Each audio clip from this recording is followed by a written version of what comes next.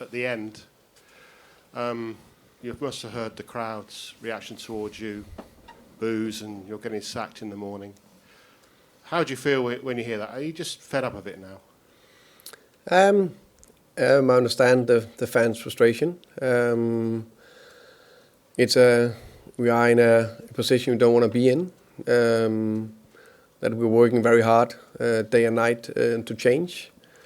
And I also think it's a situation now the club has been in, it's fair to say, almost 2 years, and ended last season as well. Clearly a pattern that we struggle to manage Europe and Premier League. And that's something me, the team, the club, the players, we need to learn to do even better physically and mentally to deal with that. And part of that, of course, is the 11 injuries, or now 10 plus a suspension plus another one today, which of course doesn't help in a situation like that. And then we face, yes, a Newcastle team that is, you can say, struggling a little bit lately. But if you look at the team they put on the pitch compared to what they've done the last 3 years, I think it's fair to say it's quite different to us. I think Newcastle were more on top first half. I think we came back in it very well.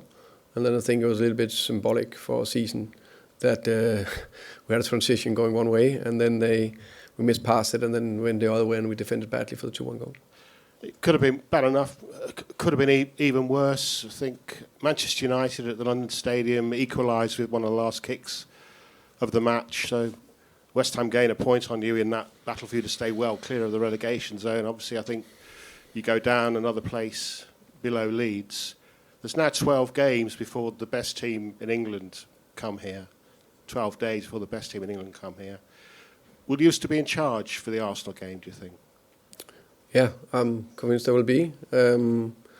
We all, and I think I understand the question. I understand it's easy to point on me, but I also think it's never only the head coach, or the ownership, or the directors, or the players, or the staff. It's everyone. If you do something right, you will build something that can last. Of course, we are not in a top position now.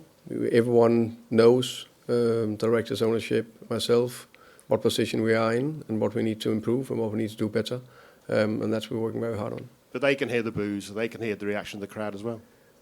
I guess so, yeah.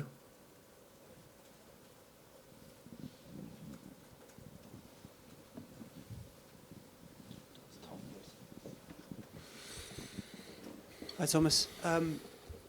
Eddie Howe's just been in here. He knows what it's like to have gone down with Bournemouth, and he talked about how injuries can play a massive part. The thing that you've just talked about. How much do the hierarchy understand all of those points from your perspective? Of course, they understand that. I think everyone can see that you can just put the 11 players that is out in a lineup, and then you can compare the two teams, and then you guys can judge which player is out. So of course that affects things, but it's my job to how can you say, do everything we can to find solutions with the players available. Eddie also talked about needing in these difficult times players to give everything for you, to be there when the chips are down. Do you feel like your players are giving you everything at the moment? Yeah, if you see them out there, I think they're running very, very hard. I think it's tough for them. It is tough. Hey, football and life is tough at times. It's just the way it is. And when you have things going against you, you need to show resilience. You need to show your true color. And we are definitely tested to show that. And just lastly, another injury to Wilson Odobert. It looked a nasty one. I mean, did you have any update of what the situation is with Wilson? No, not yet. I hope it's nothing too serious, but I don't know. I don't know what it can be. Of course, I hope there's not a serious injury to a 20-year-old young player.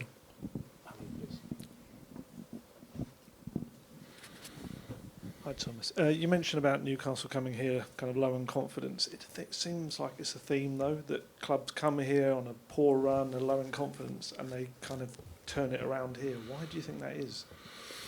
I think if you take, maybe there's a theme. I think we've lost definitely too many games at home. That's no doubt about that. We see a Newcastle team, a very experienced Newcastle team. There's been in various situations, so they also know how to get out of situations like this, or whatever the situation they were in. But again, I think they were more on top first half. We're coming back, equalising 1-1, and that stage is an open game, and that's where we need to understand. And there we can't. Yes, we need to do everything we can to win, but we can't concede a goal like we concede a goal. Yeah, obviously injuries have to be taken into account, but with the attacking play, I mean, 2 shots on target, relying on a set-piece goal again. I mean, how disappointing is it that it doesn't seem to be attacking patterns of play and things like that? I think the injuries need to be massively taken into consideration. I haven't really said it too much, but I think everyone can see that impacting things. Just the last one on Paulinho not starting the game but coming on at half-time. What was the reasoning behind him not starting? I think you take decisions sometimes, but he did very well when he came on. No doubt about that. Craig, please. Hi, Thomas. How convinced are you that you are the man? You said there you're convinced you'll be in charge for the Arsenal game, but how convinced are you within yourself that you are the right man? Is there any doubt whatsoever? Do you still have that belief within you? 1,000% sure. I'm also 1,000% sure that I never expected us to be in a situation like this, with 11, 12 injuries on the back end of this and what we have been facing. But I know when you need to build something and you need to get through things, you need to show unbelievable strong resilience. I think it's fair to say there's a few before me up here, not only for Tottenham, but in many other clubs that have lost their head many times. And I think you need to have a calm head, carry on, keep fighting, keep doing the right thing, make sure we stick together, because you can only get through this together. And that's the board, that's the leaders, that's the players, that's the staff, that's me, that's the fans. We only get through this together. Matt, to finish, please. Thomas, I totally accept that it's not one man, and what you say about it being a variety of different things and different people, and also the injuries. But do you accept that if the club continue to get closer to the relegation zone, they're going to be forced to do something, and with the greatest respect, the manager's the only thing they can change at this point of the season?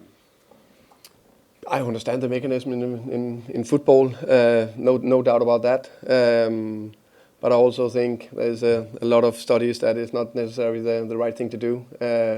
I know it's the only movement they have, but there's also plenty of situations where it's not the right thing to do. And the only thing I'll focus on is fighting, do the right thing together with everyone else. Is there any sense of panic about relegation around the club or the squad? There is. We, of course, understand we're not in a good situation. But with everything in life, you need to stay calm, keep doing it, and keep going.